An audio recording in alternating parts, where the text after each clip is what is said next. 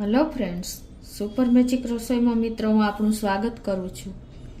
આજે હું આપણા મગફળીના દાણા હોય અને આખું વર્ષ કઈ રીતે સ્ટોર કરવા કે કઈ રીતે સાચવવા ને જેથી કરીને બગડે નહીં, આખું વર્ષ તમે એનો ઉપયોગ કરી શકશો.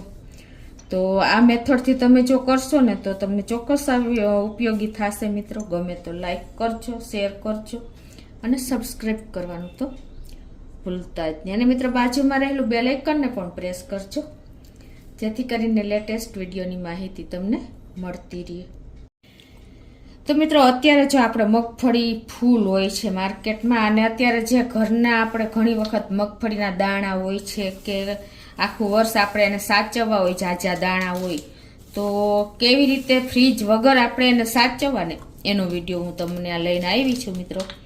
તો તમે આ રીત ફોલો કરશો ને તો આખું વર્ષ તમારે ટેન્શન નહીં રહે અને દાણા એકદમ એવા ને એવા રહેશે. એના માટે પહેલાં તો તમારે મગફળીના દાણા કાઢી અને એને ચોખ્ખા કરી લેવાના. કોઈ ખરાબ દાણો હોય કે કોઈ આપણે તિરાડ ફાડ હોય એવો દાણો તમારે નહીં નાખવાનો, કેમ કે જો સડેલો દાણો હશે ને તો એ બીજા દાણાને પણ બગાડશે. જો આવો ખોરો દાણો હોય ને તો પણ એ ઘણી વખત બીજા દાણાને બગાડે છે. આવો ડાઘાવાળો હોય તો એ બધા દાણા પહેલાં તો તમારે ક્લીન કરી લેવાના. પછી તમારે છે ને આ દાણાને ચોખ્ખા કર્યા પછી તમારે સ્ટોરેજ કઈ રીતે કરવા એના માટે તમારે પ્લાસ્ટિકની બોટલ લઈ લેવાની. આવી આપણે જે ઠંડા પીણાની બોટલ આવે છે ને, થમ્સઅપ છે, ફેન્ટા છે કે કોઈ પણ પ્લાસ્ટિકની બોટલ છે ને એને તમારે નીટ એન્ડ ક્લીન કરી લેવાની. આ રીતે સરસ પાણીએ ધોઈ અને પછી તમારે એને એકદમ મોઇસ્ચર વગરની એટલે કે ભેજ અંદરનું હોવો જોઈએ તડકે તપવી લેવાની અને એકદમ ડ્રાય કરી નાખવાની.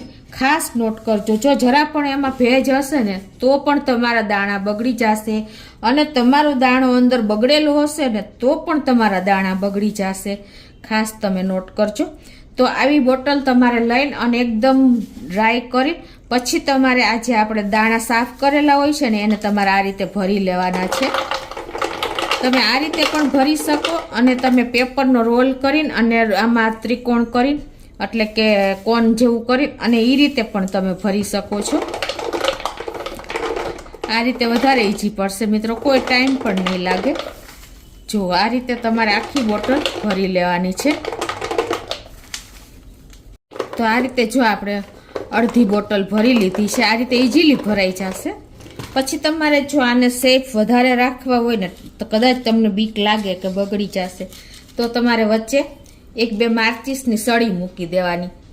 આપણે આમે જો કઠોળમાં કે એ રીતે આપણે છે ને માચીસ મૂકતા હોય છે તો પણ એના આ જે હોય ને એને હિસાબે આ બગડતું નથી. તો આ રીતે તમારે વચ્ચે માચીસની સળિયું થોડે ડિસ્ટન્સે 2-4 મૂકી દેશો ને તો પણ તમારા દાણા નહીં બગડે. એટલે આ રીતે બોટલમાં તો બગડતા જ નથી. ઇનકેસ તમારે કોઈ એવો ડર હોય કે બગડશે, દાણા ખરાબ જેવા લાગે છે તો તમારે આ રીતે સળિયું વચારે નાખી દેવાની માચીસની.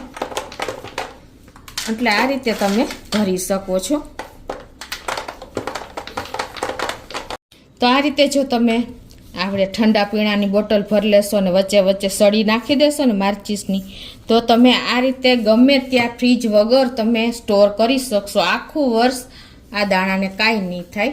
અને ઇનકેસ તમારે આવી આમાં ઓછામાં ઓછું તમારે 2 કિલો જેવા 1.5 કિલો જેવા દાણા મોટી બોટલ હોય ને તો સમાઈ જશે આરામથી. તમારે જે 4-5 બોટલ હશે ને તો ગમે એટલા દાણા હશે ને તો ઇઝીલી સમાઈ જશે.